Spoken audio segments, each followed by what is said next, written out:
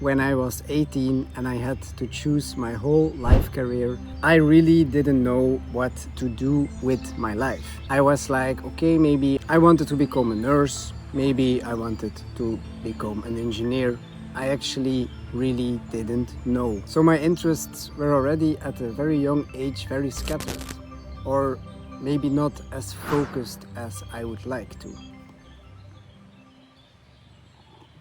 So society has one model for a successful life. Pick one goal, pursue it linearly, don't get distracted. But that model wasn't built for a brain like ours. And you might feel the exhaustion of needing to choose one direction in life. When we don't stick to our goals, society labels it as you failed in life. This video is all about simplifying what doesn't work for a brain like yours. When your brain works differently, we can run the software that society is asking from us, but we never can hide it completely. I have kind of a metaphor for this. Neurotypical brains, they are kind of built like a spotlight.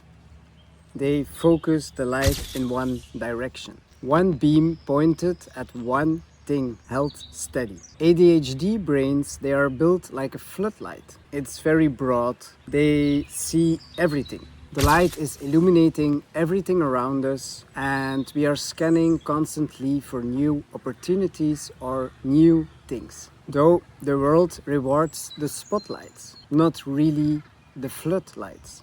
A floodlight is a system that will never get you success. The cure is learning to narrow down your floodlight. It can help to take medication, routines, focus techniques, all attempts to make a floodlight act like a spotlight. And honestly, some of those tips and tricks, they really help you, but in the end, you're still a floodlight trying to function like a spotlight. For me, that means that I have many interests, many hobbies I already tried. In society norms, I failed, which I am more of a person that if I get into a hobby or a new thing, I like the curiosity of it. And I can really focus my attention to one thing, but then when I feel like that topic or that hobby or whatever is like kind of saturated, I feel like it's okay for me.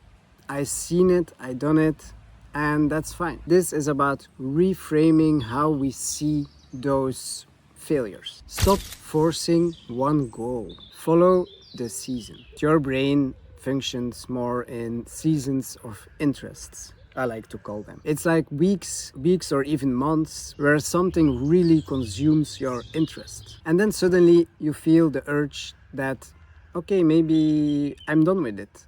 And then the attention shifts. And that's not especially inconsistency. I think that's actually the key to success for someone with ADHD. I think that's the strength that people with ADHD have. Try to stop resisting that urge to discover something else. Let it go when it fades. Don't try to fit in this kind of expectation that people have from you that, oh, you started a new hobby, why are you not sticking with it? Don't especially explain yourself. Just say, well, I did that and now I'm doing something else. And you don't owe anyone a fixed destination. It sounds maybe a little bit cringe, but it's about the journey. Take your time to really investigate the season where you're at and let it ride out. It's okay, it's fine. Don't let anyone else try to talk you out of that or makes you stick with it. Just do it fully with your full attention when it's alive in you. Tip number 2. Stop measuring your life to someone else. There's kind of an invisible calendar that people are following. A degree by 22, a stable job by 25, a house maybe by 30, and maybe by 35 you'll have some kids, a nice garden, and a dog. ADHD brains rarely follow that calendar. It even makes them scared. And it's not because they're behind on life, they just behave differently. They move differently in life. More sideways than one-directional, more depth than speed. And comparing your path to someone else's path is like comparing a motorway with a river. They are two different things entirely. So when I compare my life with my friends, I see all my friends around me, they'll buy a house, they have kids. I always get confronted with the fact, oh, I'm not there yet. Or this is like a life very far away from me. It makes me feel like I'm falling behind on life. Which, if I look at it in a different way, is not really the case. I was just building a different life that works for me, where I feel satisfied. I was not living someone else's life. Tip number 3, simplify what you own. Your environment carries weight. Every object in your space around you is kind of a micro decision that's waiting to happen. For an ADHD brain, decision making is already very difficult. You burn through your energy levels very, very quickly. A cluttered space isn't just aesthetically messy, it's cognitively loud. At one point in my life, we were hoarding so much stuff. My girlfriend came home one day with a pancake cooker. Like, it was not even a pan, it was a pancake maker, like a special device to make pancakes. Well, do you really need that in life? No, I don't think so. Of course, you just use a pan. It can't be more simpler than that. Then we both made the decision to declutter our space. I started to throw things away, things I really don't need. There's like a golden rule to that. If you have 3 months that you didn't use an item, maybe it's time to delete it. When I started doing that, I felt there was much more space in my life. Decision making became much more easy. You don't need a range of pans or a range of knives to cook with. It's fine to have just less stuff to choose from. Tip number 4, simplify your commitments. ADHD brains say yes very easily, sometimes without even noticing. Sometimes I'm so on autopilot that I say yes to a question of my girlfriend that later I just forget. I like also ideas. I like them at the moment very much. I like the idea of it. But doing it, that's a whole other story. For me, I'm very excited about new ideas. But then when I start doing them, I feel suddenly less and less and less excited until the point I completely lose interest and I'm done. And then suddenly it starts to feel like an obligation. You committed your nervous system because you don't follow your own season, your own flow in life. You feel drained. You feel suddenly social anxiety.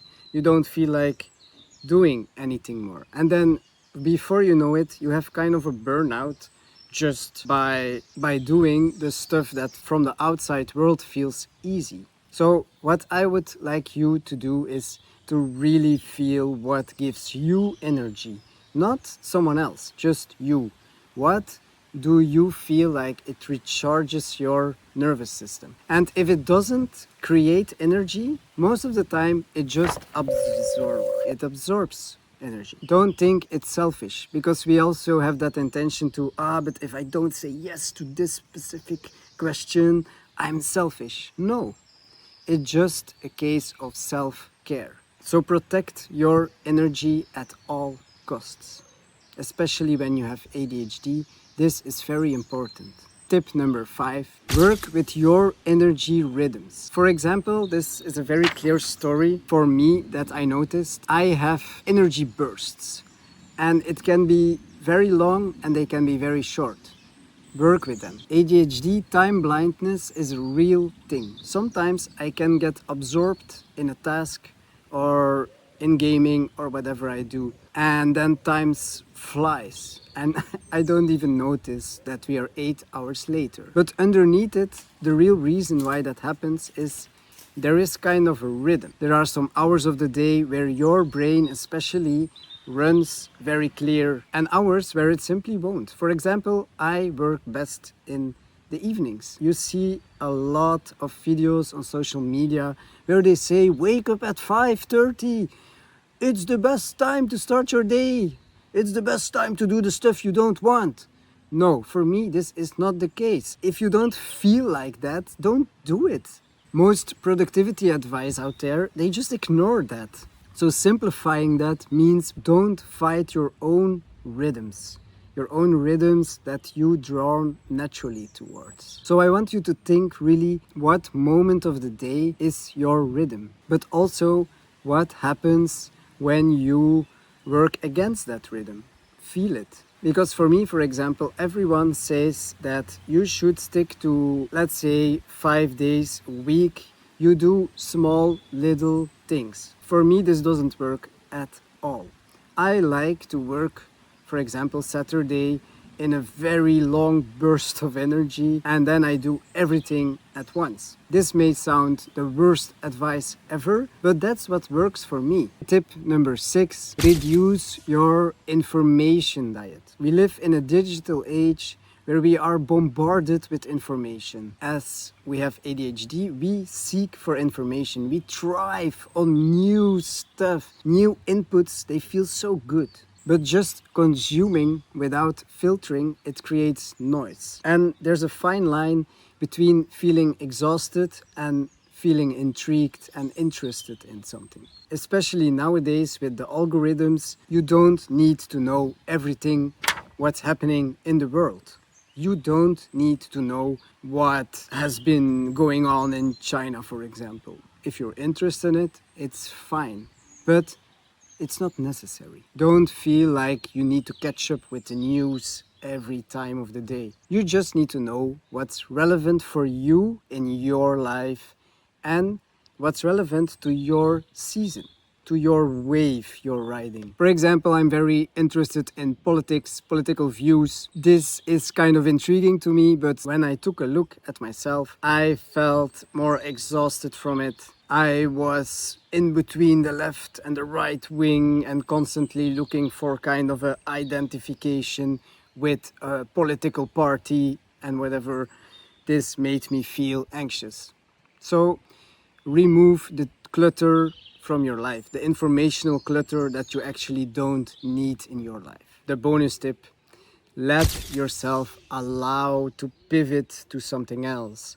This is a big one for me when I just let myself feel like, okay, I'm gonna change interests. It's fine.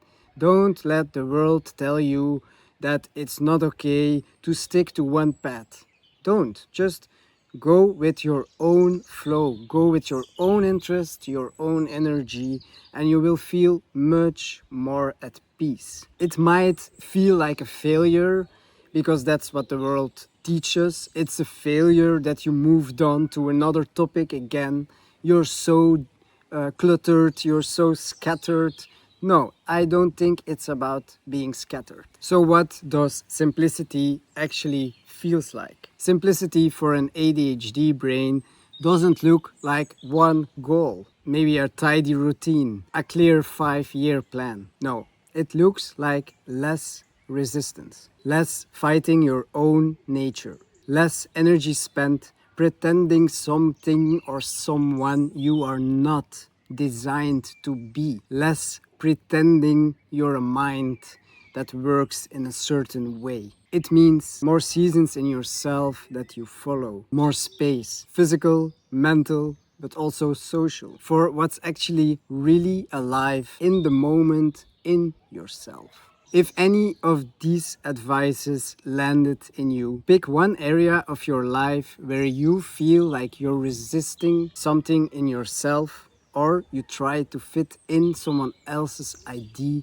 of being yourself. Just name it. Maybe write it down on a piece of paper. Naming it is the beginning of simplifying your life. And if you've done that, tell me in the comments if there's one thing what you stopped resisting in your life, what would it be? Or one thing that you're still fighting. Either is fine. This is the space for it.